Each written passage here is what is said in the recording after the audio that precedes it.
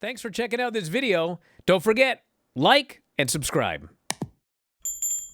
So, this fella here goes, what exactly does social media engagement get AEW or Tony Khan? Well, his theory is, if I tweet something a half hour before the show, it gets a ton of Twitter engagement, which will then lead to those people watching the show, okay? Now listen, that's a fine theory and all. I hear that theory all over the place from all sorts of different people in and out of wrestling. But, there's theory, and then there's reality. If you have a theory, and it pans out in reality, great. If you have a theory, and it doesn't pan out in reality, not great, okay? So, I have seen zero evidence that waiting until the last minute to get engagement helps the show at all. The best numbers Dynamite does is when they've got a special branded episode of Dynamite, and we know the big match is a week or two in advance. Those are always the best numbers they do. Waiting until the last minute never makes any difference whatsoever. So, for those of you angry, like usual, quit talking about video.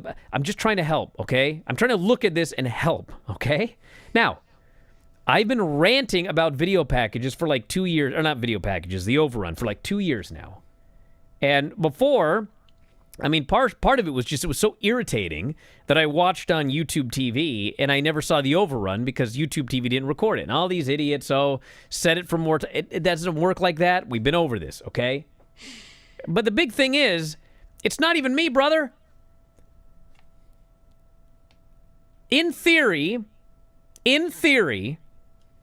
if you do an Overrun, you're going to capture the audience that's watching the match. You will capture additional audience from the next show. It will go up. Yes, this happened in the 1990s, okay? It is not the 1990s anymore. There is not a rival show on the other channel that you're trying to keep your fans watching so they don't switch over when your show's over. It is 2025. There is no rival program on the other channel.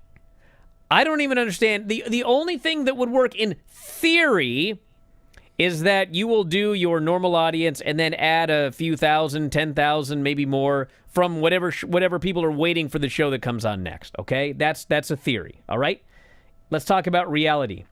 This freaking never happens, okay? I swear to God, 90% of the time, they lose audience in that Overrun.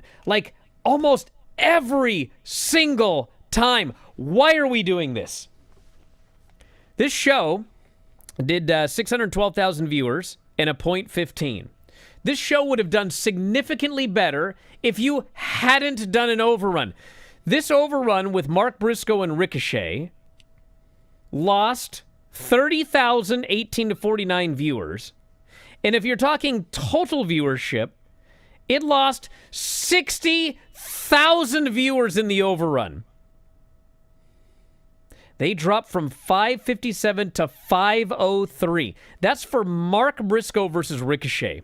Mark Briscoe may be headlining the next pay-per-view. That angle with MJF, who is for sure facing Hangman at some point here, your big angle on the show, did by far the lowest number on the entire show. In 18 to 49, actually, there was a couple segments that did worse than 18 to 49, but still, 503,000 viewers.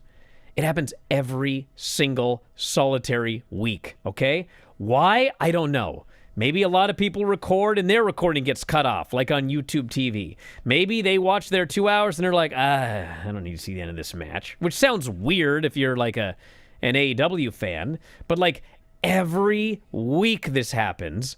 And every week he just keeps doing an Overrun. I am trying to help. The Overrun doesn't help. Ever.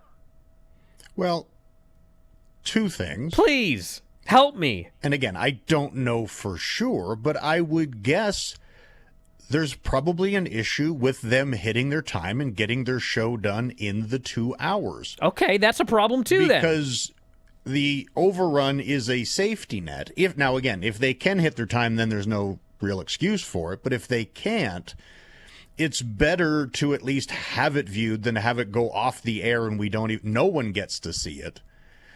But when you say, how do you lose viewers? It's a case of clearly there are more people that watch the show that are switching to catch the beginning of some other show they want to watch than there are tuning in to see what starts after Dynamite or Collision, whichever show you're talking about. Because if you like AEW, you're watching it, but there is a show you prefer that follows it immediately, you have to leave at the top of the hour if you want to catch your show. Hey, if you love this clip, have I got a deal for you? WrestlingObserver.com. Do you have a commute? Do you work out at the gym? Do you like listening to audio on your headphones or your earbuds or whatever the kids use today? Well, WrestlingObserver.com will give you all the audio you'll ever need in your life.